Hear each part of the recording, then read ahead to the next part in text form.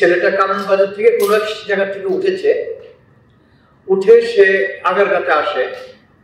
আগারগাঁ থেকে সে train change করে, যেখানে পাবলিক দরজা যেটা ওপেন ডোর হয় সেটাতে না যায়, সে রাইটে একটা যেখানে দুইটা ট্রেনের সংযোগ স্থল, ও জায়গার কোনো এক স্থান দিয়ে সে ভিতরে ঢুকে যায়। ওইটুকু পর্যন্ত আমরা ট্রেস করতে পারছি ভিডিও ক্যামেরা দিয়ে। তারপরে সে কোনো এক সময় সেক্রেটারিয়েটে যাওয়ার পরে সে ছাদের উপর উঠে। ইলেকট্রিফাইড হয় নাই, এটা সৌভাগ্য।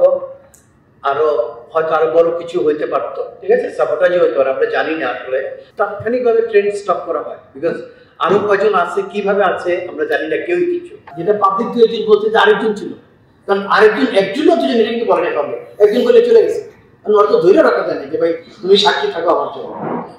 এটাও শুনেছি, একজন বলতে যে আরেকজন ছিল মনে হয়, বাস বলে চলে গেছে। 2 থেকে 3 ঘন্টা পর্যন্ত আমরা সার্চ করি পুরো লাইনে। তো যার জন্য আমরা ট্রেন বন্ধ করে পুরো ট্রেন সব রাত্রে, সাড়ে রাত্রে প্রায় সার্চ করেছে ফিজিক্যালি, এবং সকালবেলা সুইপিং ট্রেনেও আমরা সকালে সূর্য ওঠার সাথে সাথে আমরা পুরো ট্র্যাক চেক করছি ফিজিক্যালি। ভিডিওতে যেটা দেখা গেল সে একটা বোধহয় কোনো একটা মানে অর্গানাইজ কোনো বাসা বা ওই ধরনের থাকে না, কোনো আমাদের দেশে যে বিভিন্ন জায়গায় থাকে ফুটপাতে এরকম, তার একটা মনে বোধহয় আর্ট ছিল যে আমরা যদি অন্য ট্রেনেও আমরা যাই তো সুতরাং এখানে ছাদে চলে যাওয়া যায়।